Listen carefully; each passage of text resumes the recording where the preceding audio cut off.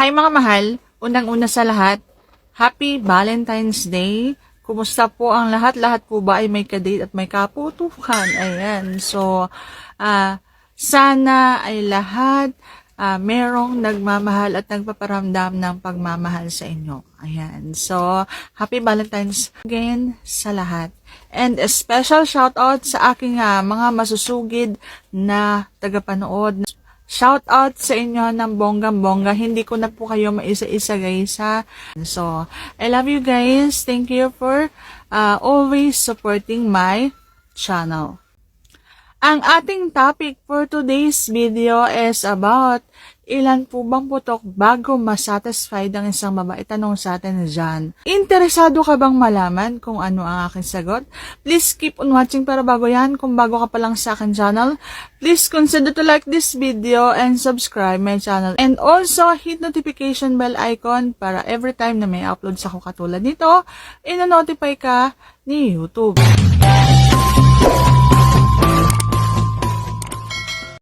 Sagutin na natin ang tinatanong ni John, ilang putok ba dapat? Para sa akin po, kahit na makaisang putok ka pa lang, at kahit na hindi ka pa nakakaputok, basta solid yung romance ang ipinadama mo, solid yung pagpapadama ng pagmamahal sa kanya, habang isa-isa mong kinukutingting ang bawat parte ng kanyang katawan, pinaparamdam yung sobrang init mong pagmamahal, solid na yan, kahit makaisa lang yan, satisfied na yan. Hindi importante yung gaano karami para masabing satisfied ang isang babae. Hindi rin importante, kasi hindi lahat ng babae is nilalabasan eh. Hindi lahat ng babae is alam kung paano labasan. So, basta niromansa mo yan at masabi mong nasarapan sila, satisfied na yan. Hindi ganun kahirap i-please ang mga babae. Hindi katulad ng lalaki, kailangan talaga lalabasan yan talaga sila bago masabing satisfied talaga yung isang laban. Ang mga babae, kahit na hindi yan malabasan, masasatisfied yan. Hindi sila ganun ka mapaghanap ng kung ano yung kulang. Okay? Kung ano lang yung kaya mong ibigay, basta mahal ka nila, tanggap nila yan at satisfied sila. Ayan.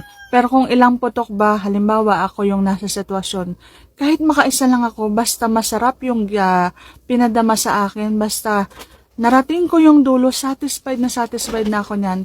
Kung halimbawang makakarami man ako, so mas masarap syempre. Merong pangalawa, merong pangatlo, meron pang apat. Ako talaga hanggang apat lang ako. Hindi ko alam sa iba kung gaano karami ha, pero ako talaga hanggang apat lang ako at hindi ko na kaya yung more than doon sa isang labanan. So, siguro more than pa yon kung halimbawa may pahinga. Pero sa isang labanan lamang is hanggang apat lang talaga ako at sobrang kiliting-kiliti na yon. Hinang-hina na ako and sarap na ako at akala mo ayaw ko nang ipagalaw yung aking mani doon kasi sobrang alam mo yung ayaw mong masagi man lang kasi sobrang kuryente, sobrang masarap, sobrang kiliti. Ayan.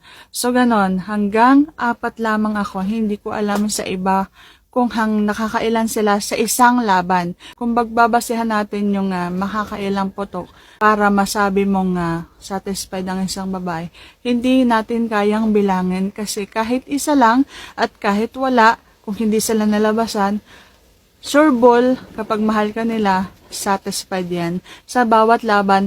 Kasi makita lang ng babaeng nilabasan ka, satisfied na yan sila. Ganon magmahal ang isang babae. At yan lang ako masasagot for today's video.